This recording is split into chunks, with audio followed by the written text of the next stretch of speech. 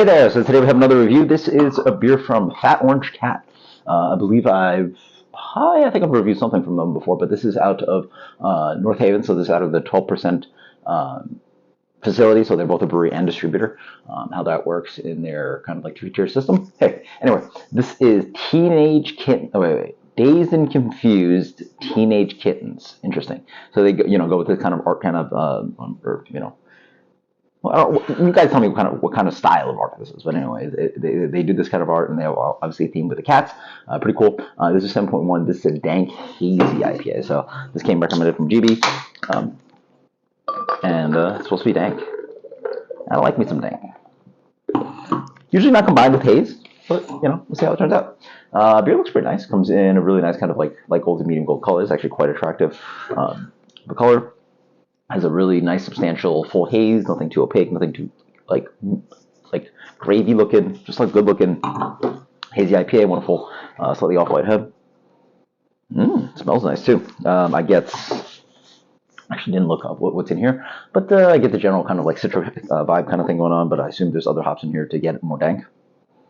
Mostly just straight New England. You get tons of like sweet mango, sweet orange, citra for days. Very familiar. And I assume it's a Lundale 3 in there as well, because there's yeasty note that it like pulls out a little bit of like more bumped up kind of like stone fruit character, peaches, apricot. I mean, this smells very. Jeez, swirl a little too hard. Gotta be careful. This is quite fresh. Oh yeah, it's dumped. What? Yeah, it's like literally a month fresh. Yeah, it literally just smells like the prototypical kind of like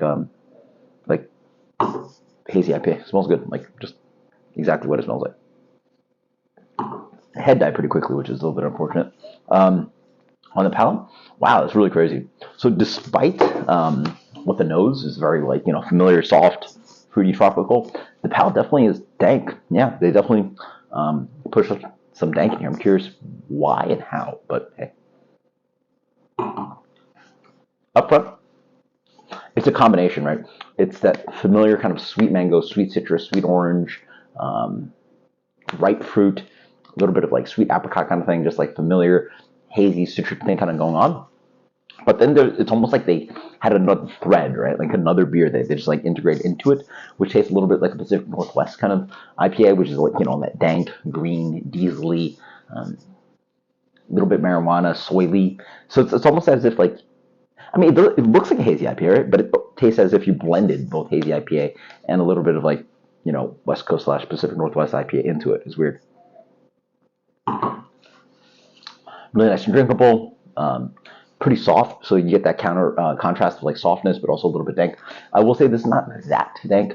This is still hazy IPA, so it's fun. The order they go is like dank, hazy IPA. It's like it also almost should be like hazy, dank IPA. Whatever, just nitpicking. But yeah, it's really nice. There's a lingering kind of dank character, and then it's complemented by a nice bitterness that comes in. That's pretty forward and strong. I mean, a little bit more forward than most hazy IPAs, but not out of character. So the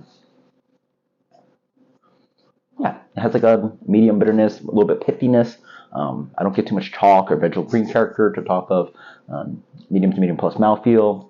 Very nice.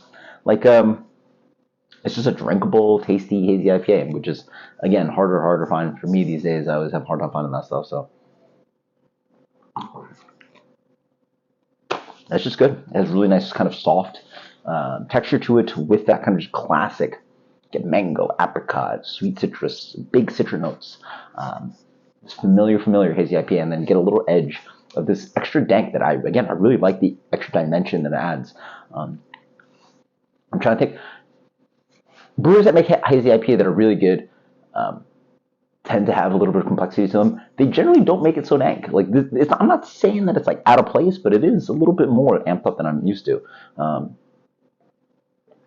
can't specifically think of a brewery that does it there, but again, it's also power of suggestion. Without the dank on the label, and somebody recommend that as dank, it really tastes like just a very tasty hazy IPA. So, was it really tasty hazy IPA yet?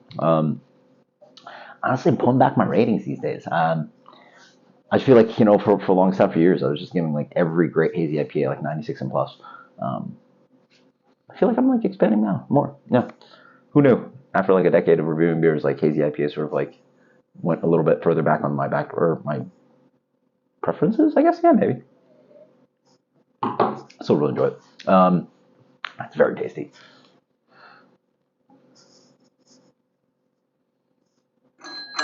That's gonna get a solid 96 plus. 96 plus. That is Dazed and Confused Teenage Kittens. Until next time, cheers. Very tasty stuff.